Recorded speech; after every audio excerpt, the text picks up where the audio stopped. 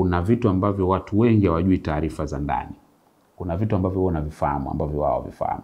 Mara nyingi hata mimi watu wengi wanapokuja kuniomba ushauri, kuna vitu wananiambia lakini vingine unakuta mtu akwambie kwa sababu anavijua yeye mwenyewe. Ndio maana mwisho wa siku huyu mtu lazima afanye maamuzi yake mwenyewe.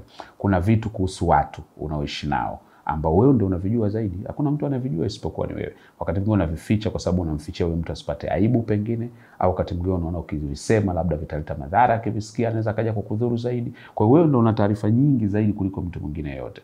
Kwa hiyo ukiruhusu mtu akuamulie, maana yake ni kwamba ataamua kulingana na taarifa alizonazo. Mara nyingi wanawaambia watu kwamba ushauri ambao mimi naweza nikakupatia utategemea sana na taarifa ulizoniambia.